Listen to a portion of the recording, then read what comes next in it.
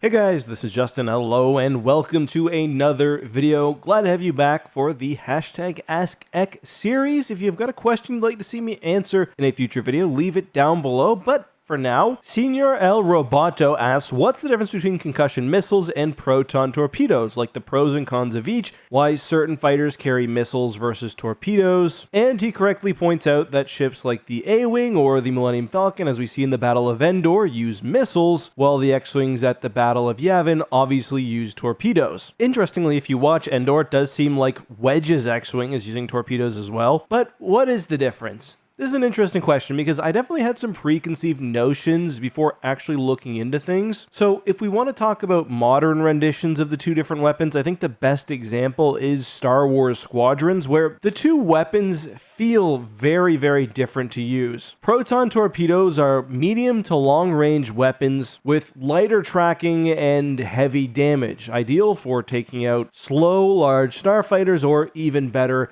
capital ships. Concussion missiles, on the other hand, are often fired in bursts or in pairs, as we see at the Battle of Endor, and are highly reactive, great at tracking enemy starfighters, but as a trade-off, do less damage. So that's the modern iteration. How does that hold up with the old Star Wars Expanded Universe lore? Surprisingly, not very well. So I checked out the original Guide to Technology, then the New Essential Guide to Weapons and Technology. I thought after reading the first one that the lore must have been updated at some point, but not really. I think expectations have more been changed by fan discourse and the use of the weapons in various video games and whatever else. So according to the New Essential Guide to Weapons and Technology, it is true that concussion missiles are short-range weapons. It says they have a maximum range of 700 meters, and they do have advanced guidance and homing sensors. However, it says explicitly that they do not adapt well to rapidly changing trajectories, therefore, they are better suited for destroying slow-moving or even stationary targets than they are at taking out enemy fighters. Honestly, one of the benefits of the concussion missile seems to be how it's stored and fired. The New Essential Guide to Weapons and Technology shows how it can be racked, and the slim profile may make the weapon easier to fit in a very small fighter like an A-Wing or in something that doesn't have a ton of room for munitions like the Millennium Falcon. Onto the proton torpedo. Again, some of the aspects that I discussed earlier are maintained. Proton torpedoes are high-yield weapons. They're high speed and presumably have a high effective range, but also seem better than concussion missiles at tracking even fast-moving objects. They are, however, difficult to store, which is why even a Y-Wing, a dedicated bomber, only has 8 of them. But I mean, reading all of this, one thing I was wondering was more so than just the torpedo versus missile designation, what about concussion versus proton? So I checked other sources, and funny enough, the original Star Wars sourcebook explains the difference here, saying proton torpedoes carry a proton scattering energy warhead.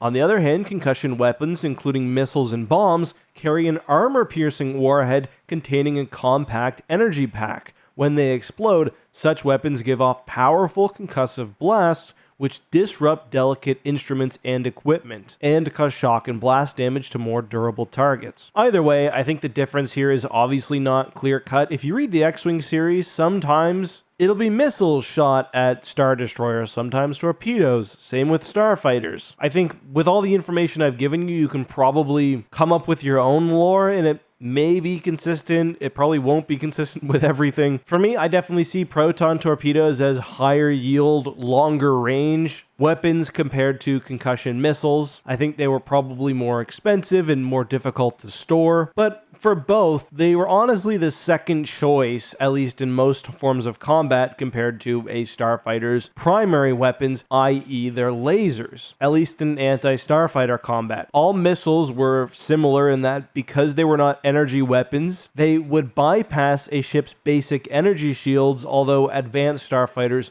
would also have particle shields, which they'd impact as would capital ships. Speaking of capital ships, larger vessels also did use missiles and torpedo launchers, and they could obviously hold more of these weapons, so I kind of think that's a writing opportunity which hasn't really been explored, even in the naval-based expanded universe stories. Like, we hear about how the Victory Star Destroyer is meant as a projectile launcher, but we don't really see it in action very much. It should be noted that these weapons came in different varieties. Luke's new Jedi Order created shadow bombs, which had the tracking systems of proton missiles removed, and instead they carried extra ordnance, and the Jedi actually guided them using the Force. Similarly, proton bombs, ion bombs, very similar idea, but without the guidance systems, which would be the main distinguishing factor there. All right, the next question comes from Astro Dan Morgan, who asks, do you think if Emperor Palpatine hadn't dissolved the Senate and instead had simply reduced its strength, that the Empire could have survived the contingency under the rule of someone like Mas Amedda, especially if it were legally done through the Emperor's wishes? And I don't know. In Star Wars Legends, certainly not. There were groups within the galaxy which had probably a more correct claim to the Imperial throne. The ruling council is a great example. The thing is, Palpatine's rule was more than just legal, it was more than just symbolic. He held all of the power, and he designed the Empire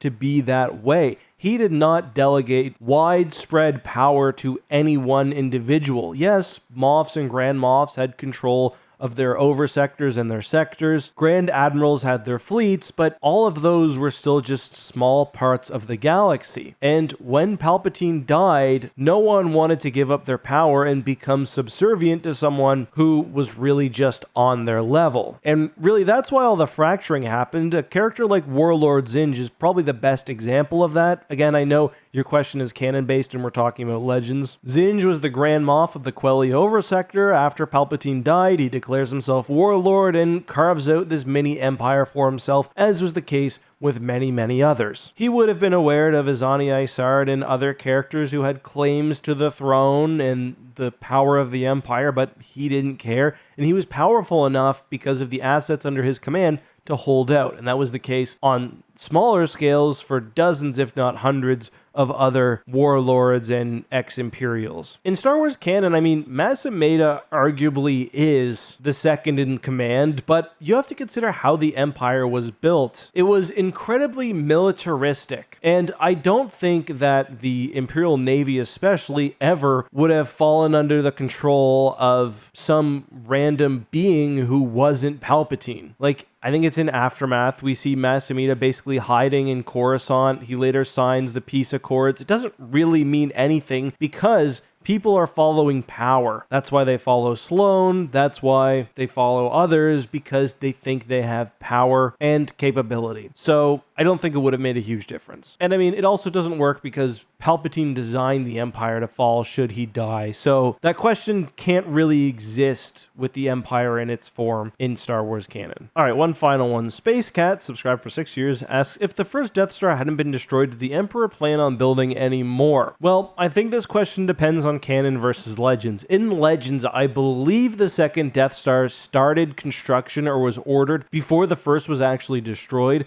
The thing is, Palpatine had plans for many other super weapons, but I don't think he was planning like a fleet of Death Stars or anything like that. There was the Maw installation, which was working on other advanced projects. There was the Galaxy Gun, the Sun Crusher, but ultimately I think the way Palpatine was going was what we see in Dark Empire, which is sort of the ultimate execution of his grand plan, which would have been World Devastators, Sovereign-class Superstar Destroyers, basically the Legends version of the Zeistin. So yeah, I do think he planned the two, maybe a third even, maybe something like the Darksaber, but then I think he had bigger ideas. In canon, I believe the second Death Star only saw construction after the first was destroyed. Even then, no, I don't think he was planning to build a whole bunch of them, because we know he was working on the Zeistin project, which, like the Sovereign, kind of makes a Death Star inconsequential. But yeah, those are my thoughts, of course. Let me know yours down below, and if you've got a question you'd like to see answered, make sure you leave it with the hashtag AskEck, and maybe I'll get to it. See you guys soon. Goodbye.